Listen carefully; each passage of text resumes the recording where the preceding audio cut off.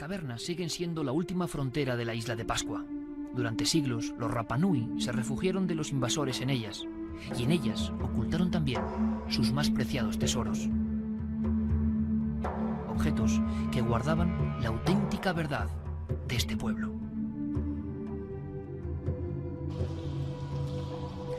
Se sabe que una noche ciega, muy atrás en las manillas del tiempo, una raza aniquiló a la otra. Los últimos cuerpos fueron devorados por los fieros orejas cortas, en lo más hondo de las cuevas. Canibalismo brutal, que produjo no solo el exterminio físico de los artesanos, constructores y sabios, sino que además borró cualquier posibilidad de conocer el pasado de este lugar, perdido en mitad del Pacífico. Y es que con la desaparición de las orejas largas, se terminaba la tradición de leer las tablillas Rongo Rongo, las 70 lascas de madera, traídas supuestamente por el mítico rey Hotu Matua, donde en un lenguaje jamás traducido se contaban los auténticos secretos de este mundo. Hay quien dice que los primeros exploradores las vieron a su llegada colgando de los cuellos de los Moai. Cuando Roggeveen descubrió la isla en 1722, ya nadie sabía leer la Rongo Rongo. Ni siquiera los más ancianos podían interpretar aquellos grabados. Eran un testimonio de antes del colapso y la barbarie. Quizá por eso se limitaban a copiarlas mecánicamente, como intuyendo que en ellas residía la fuerza mágica del mana, esa fuerza con la que los antiguos sabios transportaron a los gigantescos Moai. Los primeros misioneros cristianos condenaron la posesión de tablillas sagradas y quemaron muchas de ellas. Otras, podridas por la humedad, desaparecieron para siempre en el interior de las cavernas. Hoy solo algunas se reparten por un puñado de museos del mundo, custodiadas siempre bajo 7 llaves, como si la oscuridad fuese la condena eterna para estos signos.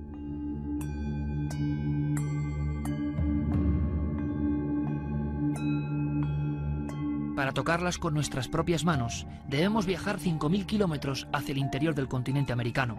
El punto de encuentro con las auténticas y enigmáticas Rongo Rongo es el Museo de Historia Natural de Santiago de Chile. Nos advierten que llevan más de un siglo en una cámara acorazada, pero queremos verlas. Tras pasar por varias zonas restringidas, en un laboratorio de la última planta, por fin podemos tocar los extraños objetos que quizá transportó un día el mítico primer rey de Pascua. El profesor Miguel Ángel Azócar es el custodio de estos tesoros que muy pocas veces han podido ser filmados. Hay mucha gente que ha trabajado y sigue trabajando en descifrar, incluso con el uso de ordenadores, tratando de juntar, descifrar, pero es bastante difícil. Se ha intentado buscar un código Rongo Rongo, digamos, utilizando la informática, pero tampoco ha habido resultados. Claro, lo que pasa es que si uno lo piensa, ¿qué son los signos? ¿Es un signo fonético o es un signo para recordar en forma mnemotécnica? ¿Es una palabra? ¿Es una idea? Entonces, si no logramos saber qué significa cada signo, es muy difícil poder descifrarlo. Tampoco sabemos qué rol podía tener este bastón, si era algo más importante que las tablillas, tampoco lo sabe, no. Pero sí parece una pieza muy especial y yo no sé si hay más bastones. A parecer, debe ser una pieza muy especial porque es la única. Es el único bastón que existe. Que se conoce en el mundo con escritura Rongo Rongo. Hace 30 años, varias compañías ofrecían más de $1 millón por cada una de estas piezas que están viendo. Pero nunca se venderán. Todos son conscientes de que en ellas duerme el secreto de la fundación del lugar más extraño del mundo. Quizá en ellas, y en el bastón de mando, haya fórmulas, cánticos, letanías, que nos hablen de cosas prodigiosas, cosas que desafían a cualquier conocimiento. Quizá en ellas, quién sabe, se esconda el modo de alzar moais de más de 20 toneladas.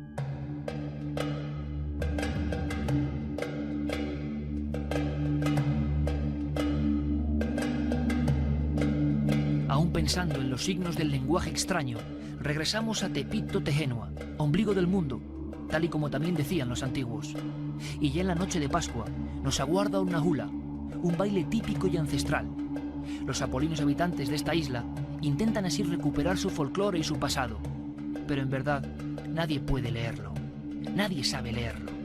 Ellos, hombres y mujeres del siglo XXI, en lo que tienen certeza absoluta es en la presencia activa de los espíritus que siguen manifestándose en la isla. En eso nada ha cambiado desde el origen. con un eco antiguo, lo siguen llamando del mismo modo, Aku Aku.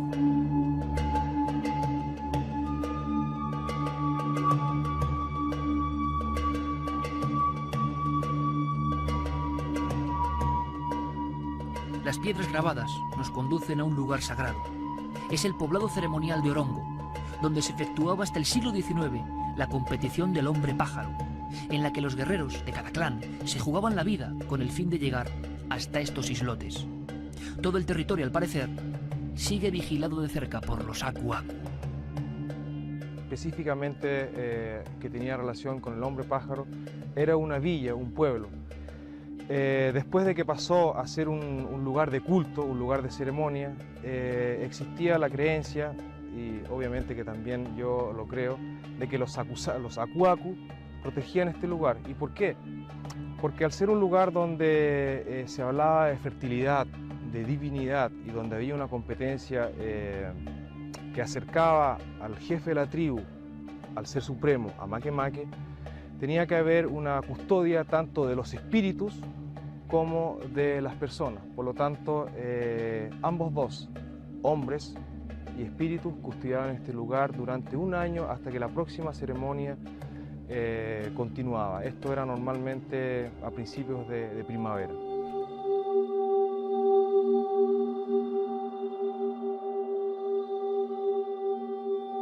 Aku Aku es espíritu, entidad maligna o benigna que cuida las grutas y los caminos. Pueden tener este aspecto. Espectro que avisa en mitad de la noche y que también puede custodiar piedras sagradas. Aku Aku te puede destruir o puede darte a conocer cosas que no están al alcance de los hombres. En ellos también creen todos los científicos que, lejos de las aulas, han penetrado en la realidad profunda de esta isla. Existen diferentes tipos de Aku Aku. No todos los Aku Aku son iguales ni todos los espíritus son iguales. Existen algunos Aku Aku que son nada más que espíritus guardianes de los lugares donde la gente habitaba. Dice la tradición que cuando llegaron a la isla, de repente empezaron a caminar por la isla y empezaron a descubrir que la isla estaba llena de espíritus. Porque todos los lugares que tú descubres en la vida siempre tienen algún espíritu. Y entonces de repente había una roca que tenía una representación humana, entonces le pusieron un nombre a esa roca y ese era un espíritu. Pero en general los Aku Aku son los ancestros que protegen los diferentes territorios. Y si tú empiezas a analizar la cantidad de Aku Aku que existen en Pascua, los territorios que ocupaban, te vas a encontrar que existen tres tipos de Aku Aku. Unos son aéreos, los otros son terrestres y los otros son marinos. Y cada uno está encargado de proteger un recurso natural de esa gente que habitaba ese lugar. Antes de la llegada del cristianismo teníamos muchos dioses y nuestros dioses tenían jerarquías, desde el dios supremo, el dios de la fertilidad, el dios del mar, como Tangaroa existe en otras partes del Pacífico. Tenemos dioses más domésticos que algunos escritores han querido llamarlo Aku Aku y nosotros a veces le decimos Varúa nomás, y que creemos existen en todas las islas. Y son dioses mucho más asequibles a la relación con el hombre de hoy día. Nuestros antepasados, nuestros abuelos, cuando llega a un lugar como una caverna, como una playa, como un lugar a acampar, tienden generalmente a abrir una especie de protocolo que llamamos Heako Kitevarúa, o se contactan de alguna manera con los espíritus. Se suponía que no era una cosa natural. La enfermedad y la muerte eran cosas que eran producidas por magia, por hechiceros, o porque tú habías infringido alguna ley de algún territorio, tú habías destruido algún tabú. Entonces lo que se hacía era agarraban a la persona enferma, la encerraban en la casa, llamaban a un sacerdote, y entonces el sacerdote llegaba y empezaba tratando de averiguar quién había producido la enfermedad. Entonces, lo primero que preguntaba, ¿qué tabú tú has roto? ¿Qué es lo que has hecho tú para que te puedas enfermar? Entonces el tipo empezaba a confesar todo lo que él había podido hacer, que podía haber sido como ir a robar plátano del vecino, qué sé yo, cosas así. Y bueno, si confesaba todo esto, entonces llegaba el brujo, el sacerdote, y tiraba una malla, una red sobre este enfermo, y entonces agarraba la red y con eso supuestamente se llevaba a todos los espíritus malos que estaban metidos dentro del cuerpo y los tiraba al fuego y los quemaba. Los pascuenses siempre han sido celosos con sus secretos. Durante una época desenterraron tesoros de las cavernas familiares y cambiaron esos objetos por bienes que llegaban del otro lado del mundo. Del saqueo, claro que fue así, fue cierto, se encontraron muchas pinturas y otros objetos valiosos para las personas, para los arqueólogos, que desgraciadamente fueron saqueadas por europeos y algunos también por algunos inescrupulosos Rapa Nui que cambiaban estas especies por ropa. A lo mejor su deseo de tener vestimenta, de tener comida, los hacía cambiar este tipo de arqueología por algo nuevo y novedoso. Sin embargo, no son pocos quienes afirman que todos los que desvelaron secretos de la isla de Pascua fueron malditos por los Aku Aku. Existe una larga lista de afectados, desde el capitán Cook hasta autores de los años 70 del pasado siglo XX. Todos cometieron el gran error: descender a las cavernas y desenterrar lo que debía seguir protegido. Los últimos muertos fueron quienes dieron estos objetos que están viendo al explorador noruego Thor Heyerdahl. Para todos los que hoy trabajan en Pascua hay una cosa cierta: hay que tener cuidado, mucho cuidado, con lo que uno descubre y con lo que uno muestra al forastero. Pues parece que los Aku Aku tienen la facultad de hacer enloquecer. Cuando yo llegué el año 1960, estaba con un amigo mío que me estaba acompañando y me mostró unas calaveras que estaban pintadas de color rojo. Y me las mostró y seguimos caminando y llegamos a acampar como a 2 kilómetros de ese lugar. Y en la noche se agitó, pero de una manera terrible. Y de repente salió corriendo hablando en Rapa Nui, que yo no sabía qué es lo que estaba diciendo, y desapareció. Y había un muro de piedra como de 1,50 m, saltó por arriba del muro y desapareció en la noche. Apareció como a los 20 minutos, se metió adentro del saco de esquí, ni siquiera estaba agitada la respiración, se metió, siguió durmiendo. Entonces lo desperté y le dije: oye, ¿qué pasó? Y me dijo: ¿te acuerdas de esas calaveras que yo te mostré rojas? Y le dije: sí. Me dijo: vinieron a molestarme, me vinieron a decir que por qué yo te había mostrado, por qué yo había expuesto a tu presencia, porque ellos eran sagrados. Y yo le dije: oye, si me siguen molestando, te voy a destruir. Y yo le dije: pero ¿eso lo estaba soñando? Me dijo: no, sí, soñando. Yo le dije: no, que no estaba soñando, tú saltaste, yo te vi, tú corriste, te perdiste en la noche. Me dijo: no, mundo, yo nunca me he movido a esta cama. Al día siguiente bajamos a la cueva y las calaveras estaban convertidas en polvo, porque las machacó con una piedra y las destruyó. Y él no se acuerda de haberlo hecho. Hemos escuchado muchas historias como esta, y con esa emoción particular salimos de nuestro campamento, instalado en el mágico Hotel Explora, acompañados de Yoyo Pacomio, el Rapa Nui, que nos conducirá por algunas de las grutas vedadas todavía hoy al forastero. Quizá en ellas encontremos algún rastro de ese pasado de sombras y maldiciones.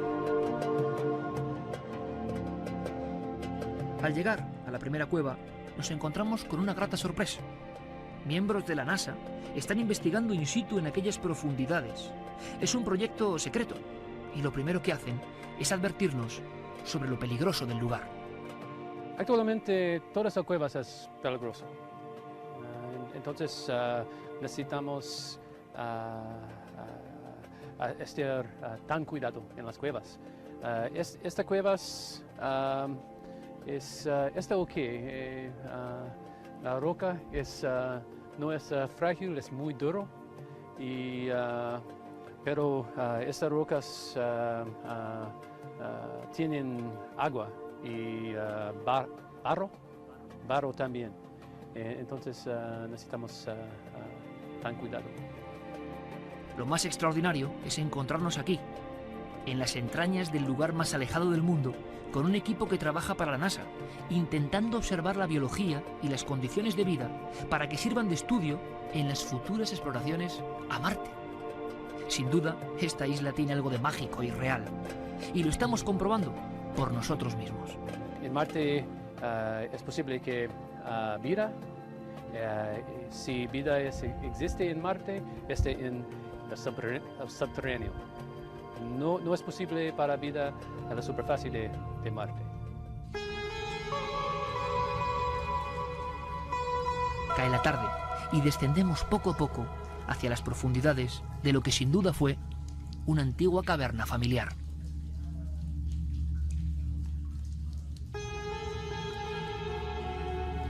Aquí se esconden muchos secretos y muchos misterios, porque hay toda una crónica larga, ancestral, de vida familiar, de tesoros arqueológicos. Hay quien habla incluso de disputas, de guerras, de canibalismo. Quizá nunca sepamos ni descubramos toda la verdad. Lo que les digo de corazón es que estar aquí es un auténtico sueño. Estamos en las entrañas, en el corazón, quizá de la isla más enigmática del mundo. Y queremos observar con ojos abiertos todo lo que la Madre Tierra nos puede ofrecer. Todo tipo de sorpresas quizás salgan ahora a nuestro paso. Desde la época del célebre Thor Heyerdahl se habla de cavernas familiares, cavernas donde los pascuenses elaboraban increíbles objetos prodigiosos, objetos dedicados a los dioses, a las divinidades o a los Aku Aku, que siempre están presentes en este lugar. Pero hay más. En algunas cuevas parecidas a esta, hace muchos siglos, algunas doncellas, casi pintadas o tintadas de blanco, se convertían en leyenda real, la de las vírgenes blancas, las doncellas Neru, que esperaban su momento durante mucho tiempo escondidas aquí, en este mundo de claroscuros, de oscuridades, de sombras y también de luces. Yo no sé qué nos encontraremos en este trayecto por la otra Pascua, pero les invito a que nos acompañen. Dicen que en la cueva de Tepehu se escondieron durante muchos años Rapa Nui por miedo a los barcos invasores del Perú. Llegaban hasta aquí para secuestrarlos y convertirlos en esclavos. En la primera zona encontramos restos que demuestran esa existencia antigua de población. Pacomio ilumina un sector y nos enseña moluscos y conchas que habían sido extraídos por comensales de hace unos 2 siglos. Quizá estemos viendo con nuestras manos el tiempo de la llegada de los primeros europeos.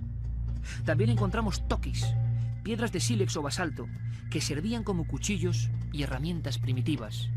Eso nos indicaba que toda esta zona pudo ser una primitiva despensa. Transcurridos los primeros 500 metros hacia la oscuridad, encontramos otros restos que confirman nuestra sospecha. Tras seguir por la galería principal, se nos cruza una gran raíz que al final acaba indicándonos otro pequeño sector de piedra. Piedra labrada, donde incluso encontramos una vieja antorcha pascuense, trenzada como hacían los antiguos. Nadie sabe cuánto tiempo lleva allí. Y un poco más adentro nos espera otro vestigio, quizá definitivo, de vida prolongada y antigua en el corazón de la caverna familiar. Aquí se usó este lugar para cocinar. Es evidente el carboncillo que se puede ver acá y esta ceniza que quedó de la quema de la leña. Ahora bien, estábamos escudriñando y hemos descubierto puntas de erizo como la que se ve ahí y las que se ven ahí. Con estas puntas de erizo podían escudriñar dentro de las conchitas de esta manera. Iban sacando la comida de esta manera. También encontramos acá otro, mira, mojan un poco para ver el brillo este. Es otra concha que también se come, se trae todo lo de adentro y también después de que queda la concha sin comida se usa para decorar los trajes y la vestimenta que la gente usaba. Brilla como si fuera, no sé, un vidrio o algo, una piedra preciosa. En la zona más angosta, y justo un instante antes de que un miembro del equipo de Cuarto Milenio tenga un aparatoso y peligroso accidente, hallamos una zona que pudo servir de santuario. Una zona transformada sin duda por la mano del hombre. Después de los viajes de Roggeveen o de los españoles a la antigua isla de San Carlos, da la impresión de que los pascuenses desaparecen. Otros navegantes y piratas llegan hasta estas costas y no hay gente. ¿Cuál era el misterio? Estaban dentro de grutas como esta. Llevamos 1 kilómetro de viaje y encontramos quizá una evidencia de todo esto que estamos contando. Los arqueólogos, antropólogos siguen buscando. Procesos de trabajo artificial de la piedra. Esto es un murete de 2 hileras con lascas de roca de mucho peso que han sido colocados precisamente aquí, quizá para establecer una especie de comuna, de gran cocina o de espacio sagrado y ritual. Pero pruebas como esta nos demuestran que los pascuenses simplemente se esfumaban de la tierra, quizá temiendo a los invasores, y vivían aquí, en las llamadas cavernas familiares. También aquí quedaron sus secretos y sus tesoros. Salimos al exterior y respiramos aire puro en el impresionante volcán Ranocao. En mitad de toda esta soledad, aún no corrompida por la globalización y la industria, se nos aparecen los extraños grabados del dios Makemake o del hombre pájaro, recordándonos siempre que pisamos su territorio. Y es justo aquí, en este paraje impresionante, donde nos viene a la memoria una romántica y trágica historia, protagonizada por una mujer muy valiente. Una historia que fue olvidada y una historia que queremos que conozcan. Me encuentro en un lugar muy especial de la isla de Pascua. Estamos en Orongo. En 1914, justamente a las costas que tengo detrás, llegó una mujer muy especial. Era la primera historiadora y arqueóloga de Cambridge. Llegó apenas con un pequeño barco y acompañada de pocos hombres para estudiar los misterios de la isla de Pascua. Entre ellos los petróglifos que tengo justamente a mi espalda. En ellos se muestran algunos seres extraños, algunos dioses para todo el mundo desconocidos. Ella estudió uno a uno estas piedras, estos petróglifos, hasta que descubrió en parte alguno de sus misterios. Pero también se vio inmersa en un mundo de espíritus, buenos y malos, que jugarían un papel primordial tanto en su vida como en su muerte. Catherine llegó hasta las cuevas, embrujada por el enigma de Pascua. Quería descubrir el misterio de los antiguos constructores de los Moai, esos de los que ya no quedaba nada. Se entrevistó durante meses con algunos nativos y poco a poco fue ganándose su confianza. Totalmente integrada en la vida de la isla, registró canciones, tatuajes y ritos populares que estaban a punto de la desaparición. Fue un impresionante trabajo antropológico sobre el folclore de este lugar. Pero además, llegó a recibir cierta noche objetos y tesoros por parte de algunos Rapanui. Y al parecer, ahí comenzaron sus problemas.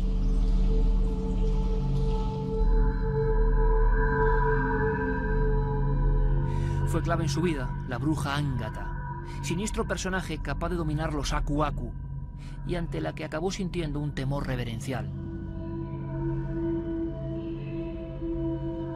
Un espanto que ya no le iba a abandonar jamás. Varios episodios alucinatorios, con pesadillas repetidas y la presencia de extrañas voces, comenzaron a atormentarla después de su estancia en una cueva familiar. Al regreso de uno de sus viajes, fue ingresada a la fuerza por su propia familia dentro del centro psiquiátrico de Londres. Allí siguió hablando de una bruja llamada Ángata, de su presencia real, como si de alguna forma siguiese acompañándola. Y también se refería a los ecos de los Moais, que querían comunicarse con ella. Falleció demente, pronunciando palabras en un idioma que nadie comprendía. En Pascua, al mismo tiempo, la persona que le dio su tesoro perdió la razón y hasta el final de sus días deambuló como un autómata sin memoria por las calles de Angaroa, la única población de la isla. La historia de Catherine Rowledge es una más entre quienes han intentado sumergirse en los extraños mundos de Pascua. Unos mundos que están al reverso de las postales típicas. Muchos han sucumbido a los encantos y también se han hundido entre las sombras. Quién sabe, si guiados por las manos de los celosos Aku Aku.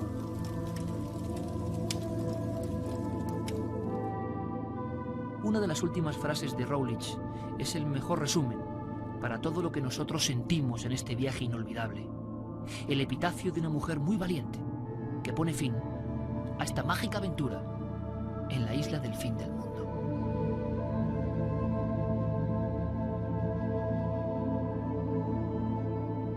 Las sombras de los desaparecidos constructores de los Moais aún son dueñas de esta tierra. Nadie puede liberarse de su influjo. Son más activas y reales que la población viviente.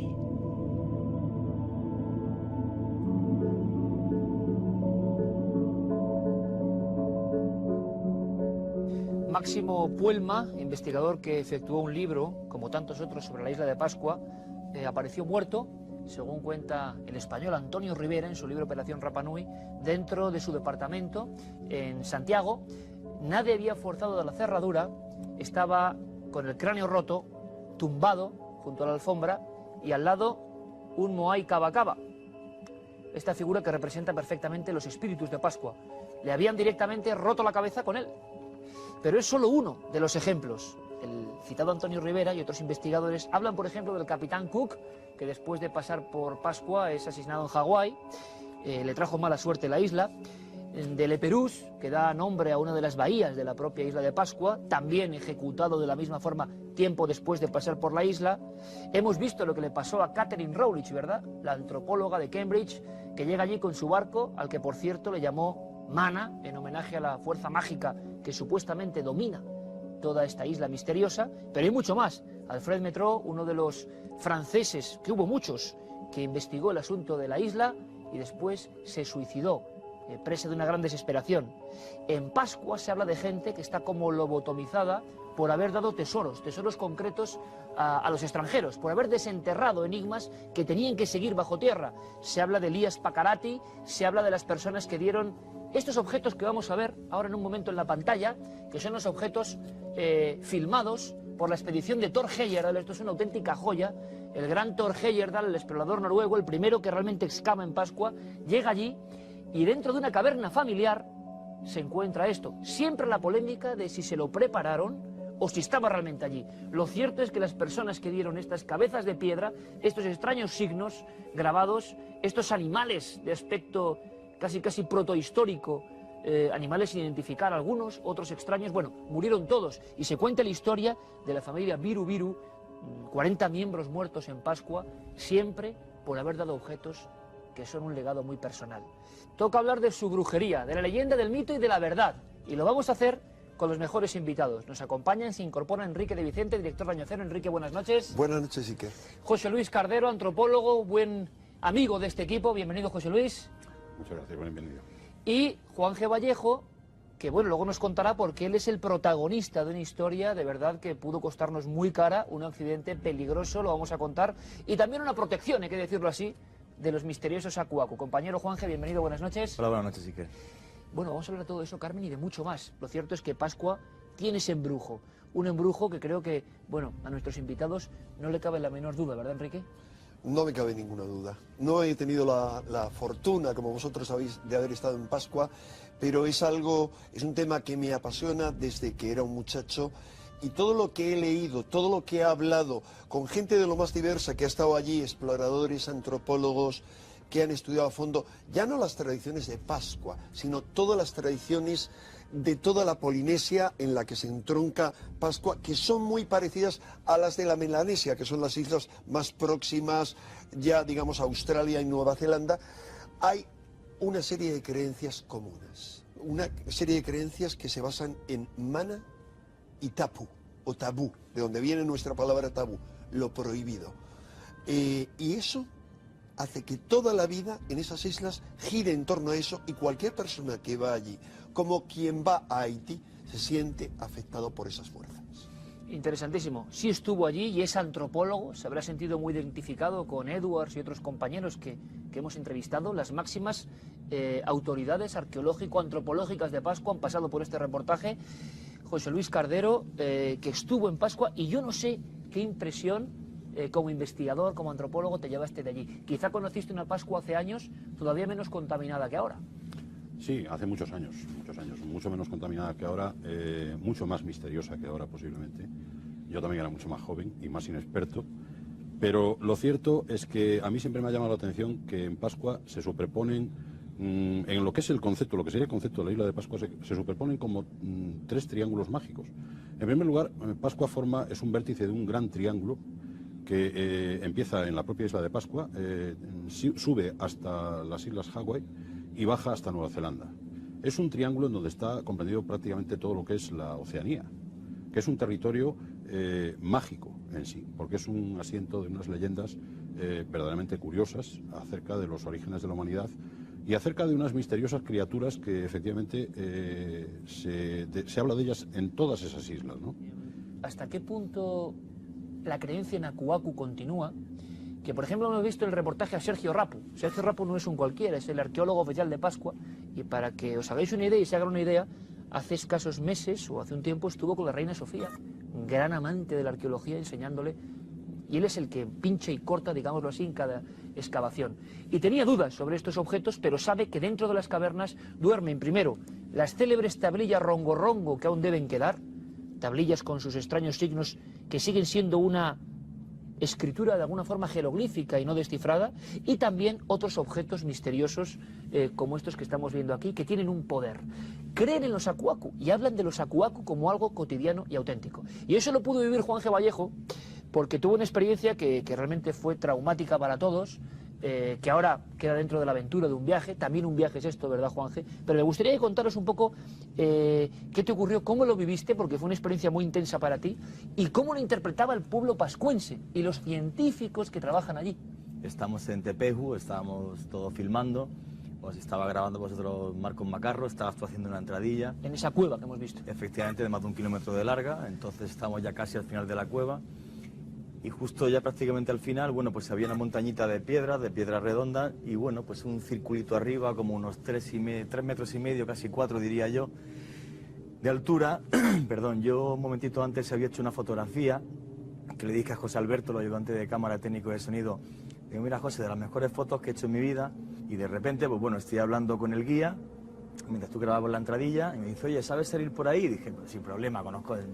He estado mucho en montaña, he hecho selva, muchas historias. Subo por esta pequeña montañita que había de rocas, por este agujero, coloco un pie en un saliente de roca, subo por el agujero, salgo fuera, espero un par de minutos, veo que seguí grabando, y entonces quiero bajar por el agujero, pero había llovido, estaba todo muy resbaloso, se me va la mano derecha y bueno, pues entonces me voy. El tema es que caigo entre 3 metros y medio y 4, pero caigo de forma completamente lateral. La única persona que puede contarlo bien es Carmen, que fue la que vio aquel gran tortazo. Jamás en mi vida me he caído así. He hecho deportes de contacto 14 años de mi vida, me podía haber matado perfectamente. Tuve la suerte, entre comillas, de que me di con la montañita de roca, lo que hizo que el golpe se frenase un poco. Que caíste a plano, 3 metros y medio, con rocas de punta abajo. Sí, o sea, caí, di con las rocas en la espalda, tuve esa suerte, me hice arañazos, y luego caí justo con este lado de la cadera, apoyando el codo, y entonces, pues bueno, pues luego tuve a los 5 o 6 días a la vuelta a España, me dan hematoma, tuvieron que pincharme heparina para que se me quitase el gran coágulo de sangre que tenía en la espalda, y estuve 2 o 3 días en cama porque tenía... Nuestro guía nos lo decía, si llega a ver 1 centímetro, el cuerpo de Juan G. pasó por un orificio lleno de piedras, la única que estaba cerca en ese momento era Carmen.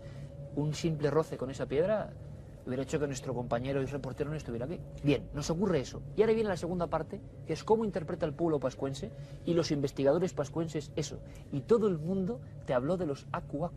Sí. Vimos que era verdad, que está en su pensamiento. Pues quedé por la noche con gente de la isla, y entonces, bueno, pues ellos me dieron la explicación que le da la gente del pueblo, ¿no? Me dijeron, oye, Tepehu es una caverna sagrada en la que ha vivido mucha gente, la gente se escondía allí, tú no estuviste allí con respeto jugando, y entonces los Aku Aku te castigaron, ¿no? Fue lo que ellas me dijeron.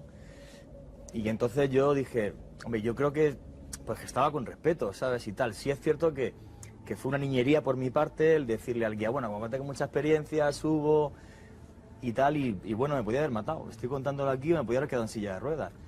Y luego otra parte que fue el antropólogo Edward, que no es pascuense, pero sí es un antropólogo que conoce perfectamente la Polinesia, y él lo tomó de otra forma, ¿no? Él me dijo, no te has roto las costillas ni te has partido la espalda, y eso significa que los Aku Aku te han perdonado. O sea, te han perdonado los Aku Aku, piensa que te han dado una oportunidad para hacer cosas.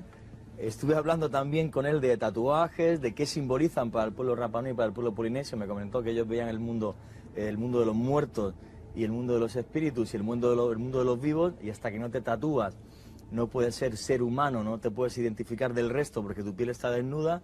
Y bueno, pues hasta me hice un tatuaje, que es este que tengo, enséñalo por aquí, donde está el dios Makemake, el dios creador, encima de el dios Makemake, sí es un signo típicamente pascuense, dentro de un Moatoa, que es un signo polinesio que significa, bueno, la salud, y el dios Makemake, que es el dios principal de Pascua, bueno, y este amuleto que es un mangai típico de allí. Sé que es una experiencia subjetiva, pero bueno, me quedo con un poco de las dos interpretaciones y bueno, vamos a lo subjetivo, a lo espiritual, pero bueno, me llevé un susto como nunca en mi vida, me lo tomo como una enseñanza de no volver a hacer nunca el niño, digamos, en un lugar peligroso, y bueno, pues contar mucho de la isla de Pascua y de los lugares a los que voy, que pienso que es mi trabajo como periodista. Pero estaréis de acuerdo en que la interpretación directa de toda la gente hoy, porque lo que nos sorprendió de Pascua es que a pesar del tiempo transcurrido de las épocas míticas, donde por ejemplo se encontraban, fijaos qué fuerza tienen algunos objetos, estos están en un museo de Irlanda, son del siglo XVIII, o sea, ya han llegado los europeos, y fijaos qué ídolos representados como Aku Aku. Esa es la presencia que tienen. Tienen muy presentes los Aku Aku, y también el no dañarles o no molestarles en ningún caso. Ellos incluso a la hora de hacer sus tareas, como ir a pescar, piden permiso a la naturaleza para sacar esos peces que van a consumir, que no son para otros usos. Y no solamente eso, en las casas siguen teniendo una especie de lagartos a la puerta de las casas para protegerse de esos Aku Aku malignos. Los espíritus de Pascua son diferentes a cualquier otro. Se contaba la historia de un espíritu como este, con los huesos hacia afuera, que a veces se presentaba, es así, con una tripa que salía de su cavidad abdominal y que te podía atrapar en mitad de la noche. La noche en Pascua ha sido un tabú hasta hace bien poco. No se podía ir por los caminos. Había una figura parecida de los mares que tenía una sola mano, fijaos qué iconografía, que se agrandaba y te metía en el mar. Es curioso porque estamos ante un lugar, yo creo, José Luis, único y con unas criaturas muy personales. Esto surge por la imaginación de un lugar, repetimos, el más aislado del mundo, el lugar más aislado del mundo, o porque realmente se ven cosas, o porque realmente estas presencias están ahí.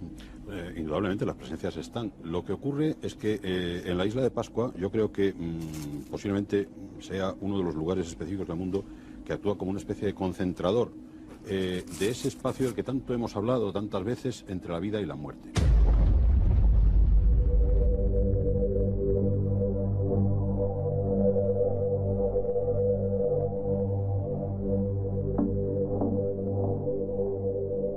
Sigue siendo un idioma indescifrable.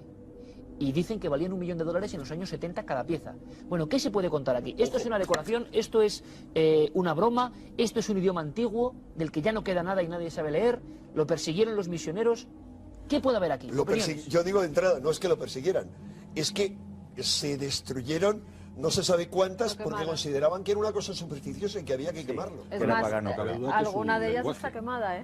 ¿Por qué no cabe duda, José Luis? Hombre, evidentemente la sucesión de los símbolos del rongo-rongo determina que es un lenguaje, probablemente sea un lenguaje hecho a partir de pictogramas.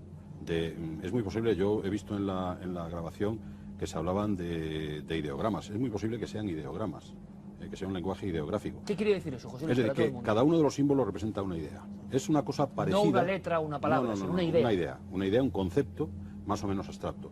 A medida que van evolucionando los rongo-rongo, los conceptos se van haciendo más abstractos. Es un camino que han recorrido todos los grafismos. Como los jeroglíficos, como ¿no? los jeroglíficos egipcios. Es decir, los jeroglíficos terminaron por ser prácticamente puntos y rayas. De ser dibujos complicados, acabaron siendo puntos y rayas. Pues esto es un poco lo mismo. Fijaos qué maravilla, porque ver así la rongo-rongo... A mí me recuerda mucho, y quizás algún especialista se horrorizará de lo que voy a decir, pero me recuerda mucho el aspecto que tiene los glifos, los signos del lineal B de Creta. El mejor estudio que se ha hecho sobre las tablillas, que además, bueno, ahora comentaré qué significan y cómo se dicen de verdad, o sea, Paul Pelliot, en la década de los 30 del siglo pasado, un filólogo francés, hizo un estudio, quizás el mejor que se ha hecho de comparativa, de las tablillas de Pascua, comparándolo con algunos símbolos que aparecen, que esto sí que es un misterio, en Mohenjo-Daro y en Jarapa, en Pakistán. Esa clave es fundamental. Y ese son... O sea, parece un poco delirio, pero bueno. Bueno, pero haz una comparativa de los símbolos. Hay que tener en cuenta una cosa. Haz una comparativa de los símbolos. Un momento, para que todo el mundo lo entienda, que es que si no, es decir, en Pakistán, una cultura exactamente antiquísima, milenaria, cultura madre, ¿no?, de muchas otras. Una de las que se consideraban más antiguas, junto con Sumer, salvo que se ha descubierto hace muy poco que en las proximidades de Mohenjo-Daro, a raíz de todas las consecuencias del maremoto, etcétera, se ha descubierto restos de una civilización de unos 15.000 años antes de Cristo. De momento, esta sería una de las primeras. Y entonces, en esos signos de Mohenjo-Daro, Hay quien dice que hay paralelismos, que a lo único que se parece las tablillas de Pascua es a eso. Claro, pero esto generaría... Hay más paralelismos. Pero generaría un inmenso problema, ¿no? No, de todas maneras hay que tener en cuenta una cosa. En esto los expertos dicen algo que es cierto. Tenemos que guiarnos no solamente por las semejanzas, sino también por las diferencias. Es decir, que no se puede excluir las diferencias. Las diferencias y las semejanzas a lo mejor están en un 50, en un claro, mitad y mitad. Las hay. Comparamos evidentemente. Nosotros cuando comparamos tenemos que comparar otros, dos claro, cosas, y no son exactamente diferencias iguales. y semejanzas. Es fundamental. Claro. Si no, nos perdemos. Claro. Por eso yo os iba a comentar que hay una cosa de la que pocas veces se hace referencia o se comenta. En Pascua existían chamanes. Claro. La cultura chamánica es una cultura importantísima, absolutamente desconocida, prácticamente tal, que tenía una ciencia que probablemente se remonte a la prehistoria.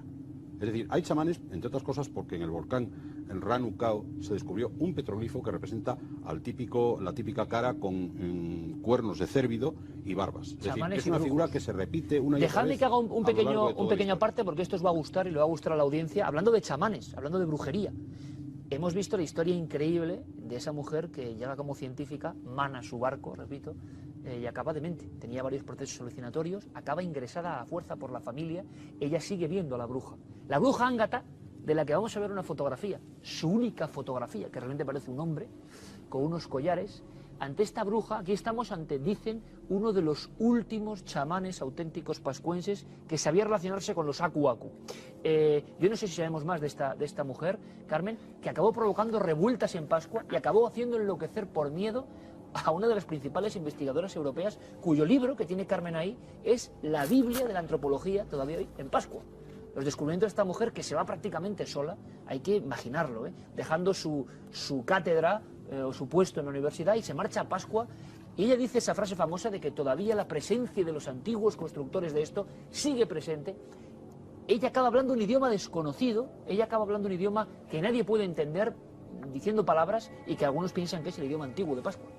Sí, tendríamos que hablar de María Ángata, es la persona que estamos viendo aquí. Está en esa posición porque los últimos años de su vida sufría un problema de espalda y ya no podía caminar. Entonces, todos aquellos que querían ir a oír sus consejos tenían que acudir normalmente a un sitio donde ella se ponía en la naturaleza para que Dios le hablara, así lo decía ella. Esta mujer en 1880 llega hasta Tahití, la llevan allí unos sacerdotes para que aprenda catequesis, para que aprenda el catequismo y a la vuelta a Pascua ella pueda estar en la iglesia y también ayudar a los demás pascuenses. Pero no solamente eso, ella tenía una serie de dones naturales que hacía que la tuvieran mucho respeto en la isla y también cierto miedo. Miedo porque antes de que se produjeran algunas revueltas contra la gente, la compañía que había allí cuidando del ganado, habían llegado a un acuerdo con Chile, tenían a todos los pascuenses trabajando para ellos en pésimas condiciones, y esta mujer, que tenía sangre real, era la hermanastra del anterior rey, se rebela contra todo esto. Dice que ha tenido una revelación divina en la que le han dicho que tiene que matar cierto ganado, y que además ese ganado pertenece a la gente de Pascua. Pero hay una señal que es lo que hace que todos confíen ya en ella. Dice que va a llegar un barco con 12 hombres moribundos, que estarán una semana perdidos en el mar y que recalarán en las costas de Pascua. Y efectivamente, a los 10 días más o menos, desde una de las zonas de Orongo donde hemos estado, ve que se acerca una embarcación que precisamente llevaba a 12 hombres que estaban en pésimas condiciones, casi moribundos. Es entonces cuando ella dice que ha tenido un sueño divino en el que Dios le ha revelado que tienen que matar a ganado. Matar a ganado y hacer un sacrificio, que luego todos ellos comerán en una ceremonia extraña en la que ella hace unos rezos para precisamente los espíritus. Pero conoce además a Catherine Rowlitz porque Catherine estaba precisamente en esa revuelta. Ella se encontraba con su grupo de arqueología de la Royal Society también de Londres, se encontraban allí trabajando, se encontraban excavando, se encontraban estudiando los moais, y dice que es mejor que vaya una mujer a hablar con ella porque los hombres directamente lo que querían era sacar las armas y acabar con todos los que se habían revuelto en contra del poder que había establecido en la isla. Va a hablar con Ángata, tiene un primer encuentro en el que ella intenta hacerle unos regalos. Ángata dice que no quiere regalo ninguno, que lo único que tiene es porque se lo ha dado Dios. Y es entonces cuando la habla de que no vayan a por el ganado porque si no van a matar a todos los que van allí. Ágata cambia completamente, dice que se vuelve una persona muy nerviosa, que además cambia hasta su físico, se transforma, incluso Rowling en su libro dice que se vuelve como una persona muy agresiva hacia ella, que llega a darla bastante miedo, y dice que no podrán hacer nada en contra de ellos porque las balas no llegarán a dar a los pascuenses nunca. Es más, que nunca verán cómo roban el ganado. Efectivamente, cuando ellos van a robar ese ganado, lo cogen y nadie ve. Es como una pantalla, de repente las nubes empiezan a bajar, se forma como una pantalla en la que los chilenos no ven absolutamente nada y ellos se pueden llevar todo el ganado que quieren. No pueden tampoco matarlos porque no los ven. Es esos hechizos que decía que Ágata embrujaba a las personas y por eso no podían verlos. Ella realmente tiene mucho que ver en la vida de Catherine Rowling, porque por una venta de objetos que hay llega a tener bastante miedo a esta mujer.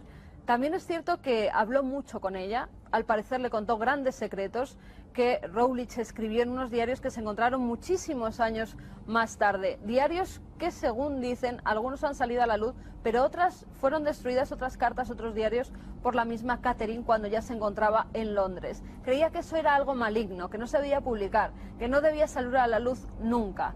Es tanto que se encierra en su domicilio de Londres, está casi un mes sin comer ni ver a nadie, hasta tal punto que 8 personas del psiquiátrico de Londres tienen que entrar a por ella, llevársela a la fuerza y entonces recluirla en ese psiquiátrico de Londres, donde sigue teniendo pesadillas, con ella, donde sigue soñando con Ágata, continuamente hablaba en un idioma extraño, parecía incluso que hablaba con la hechicera, y es más, decía que se le aparecían los constructores de los Moais. Tenía visiones tanto auditivas como visuales con ellos. Ya los había visto en la isla de Pascua, ya había tenido algunos episodios extraños delante de esas figuras pétreas, pero cuando llega a Londres son todavía peores. La familia incluso quiere acabar con Ágata, quieren que manden a alguien para acabar con su vida. Creyendo que está hechizando. Creyendo que está hechizada por Ágata, creyendo que es la hechicera la que sigue molestando a su familia.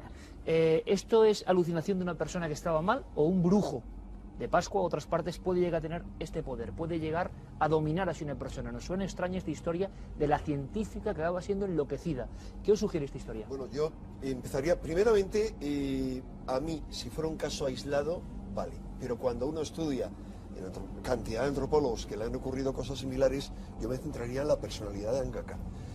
Vamos a ver, me cuentan primeramente que ella es una ariji o ariki, es decir, es una persona de casta real, que tiene sangre real, que es descendiente de los dioses y que por lo tanto tiene mana loa, tiene ese poder especial. Y eso puede utilizarse, imagino, para bien o para mal. Eso iba a decir yo, sí, efectivamente. Es decir, esa parte de componente, ese componente chamánico de la personalidad de esta persona es lo que me llama a mí fundamentalmente la atención. Hay que recordar que los chamanes no solamente son capaces de modificar la situación inmediata que le rodea, sino que son especialistas en viajar al mundo de los muertos. Es decir, son los mayores especialistas que hay. Eso les da una serie de poderes sobre la vida y sobre la muerte. Y les da poderes no solamente para llevar a los vivos hacia el reino de las sombras o hacia el reino de la muerte, sino para atraer a los fantasmas o a los muertos peligrosos hacia este lado de la barrera. Precisamente eso es una de las partes de los sueños de Rowling, que dice, estoy viendo a los constructores de los Moai, pero es que los constructores de los Moai pertenecen al reino de los muertos. Claro, se presentan de nuevo. Son muertos que vuelven. Un tipo de muertos especiales. No, por supuesto. Según cargados los de poder. Podemos hablar luego de los diferentes tipos de muertos. Yo en este caso lo que pienso es que esta señora sale de una sociedad británica encorsetada, va realmente al fin del mundo, que es Pascua, se encuentra con una iluminada en una sociedad ancestral y ella se deja llevar por los sentimientos y por lo que está viendo, y yo no creo que una persona en Pascua, aunque tenga la capacidad de que se nos escapan a los conocimientos científicos, pueda hacer que otra persona enloquece. Yo pienso que Catherine Rowling enloquece porque simplemente se cree lo que ciertas cosas que pueden parecer que son, pero yo no creo que una maldición. Yo no creo a los exploradores. Tu experiencia. Había estado viviendo en África con los Kikuyu, que era una etnia que no era conocida por nadie, y ella como mujer está allí viviendo, está conviviendo con ellos muchísimo tiempo y no es ninguna tonta. Y no solo ella, Juanfe. Frémetro. O sea, no es alguien que se haya vuelto loca con 4 piedras. Y vengo de Pascua con un tatuaje. Claro. O sea, me doy un Perdón, tortazo y me hago un tatuaje. a punto de perder la vida. Sí, vamos a ver. Perdón, Pero y aún en este así, estudio ha ocurrido hace poco, cuando se habla de esto, mi- un accidente que no vamos a narrar. Mi pensamiento Cierto, racional me hace huir de eso. De todas formas, por ejemplo, en Pero el tu caso... pensamiento Pero racional te estamos hace, hablando ahora de otra hace cosa. marcarte Hablemos de tu cuerpo con Oye, un, por si con me- un símbolo. Por si me equivoco, por si Ah, me equivoco. entonces pero no es tan racional, Juanfe. No, perdona. Hay no. un componente Yo- de racionalidad y un Claro. componente de irracionalidad, que es de lo que estamos hablando. Pero- Eres tú mismo el que te pero- contradices. En antropología, He de decir que no, o sea, yo me niego a pensar que una mujer simplemente por supuestamente hablar con los muertos puede hacer que otra persona enloquezca. No, no, oye, Mi ¿qué mente pasa racional con me hace pensar Castaneda? que eso no es cierto. Igual que, Es que no igual es que me eso. compro amuletos y Es que sabéis no que es tengo un eso, montón. es que y es soy el magnetismo supersticioso. de Pascua, es que es Ángata, es que es la sociedad en la que ella se ha inmiscuido aprendiendo hasta su idioma, es que va a visitar a No lo los puedo creer. leprosos, a los ancianos para rescatar esa historia ancestral Que había de un la lazareto isla. de Pascua, Claro. que imaginemos a Además, miles de más kilómetros inmenso. de cualquier lugar Además, conocido, el lazareto de los leprosos, que era un mal que trataba esta Pascua. señora tenía una gran experiencia en Polinesia. Fíjate, Es decir, incluso- no es solamente en pero Pascua. vamos a ver, incluso- Escribió como 3 libros de Polinesia. Incluso si estudiamos lo que es el chamanismo en la Entonces, isla de no la es isla una cualquiera. Si Sí, estudiamos pero no es lo chamanismo en la mismo. isla de Que sea Pascua, una persona muy sensitiva no quiere decir que estés loca. No, Quiere decir pero si que eres muy todo sugestionable- el magnetismo, toda la magia que tenía tanto Ángata como la isla se conjuntan en una persona, que es Catherine Rowlitz. Catherine Rowlitz por eso acaba su vida así. Y hay una historia que quiero contar, Iker, porque es muy bonita, que es cuando muere Catherine, el Rapa Nui que había tenido junto a ella trabajando día y noche, que se llamaba Juan Tepano, Juan Tepano. estaba en Anaquena, en la playa de Anaquena, y justo en el momento en el que Catherine Rowlitz muere, ve unas pisadas que él identifica con los zapatos de Catherine. Precisamente en el instante, en el momento que muere, porque cuenta la leyenda y la tradición, y lo siguen pensando en la isla de Pascua, que aquellos que dejan este mundo, a la persona con la que han tenido más afecto, que han querido más que pertenezca a esa isla, se les va a presentar. Bueno, mejor colofón imposible. Racionalidad, irracionalidad, explicable, ¿no? Alucinógenos, cosas perfectamente medibles, científicas, o vienen al cabo a cabo, o su extraño poder, o el centinela de los secretos de Pascua que no quiere que se revelen. Eso deben pensarlo ustedes. Ha sido un placer y este debate seguro que se repite hablando de otros lugares del mundo. Desde luego hacerlo en el ombligo de la tierra o en los ojos que miran al cielo, Mata Kiterangi, merecía la pena. Gracias a los 4, de verdad, compañeros. Muchísimas gracias. Y ahora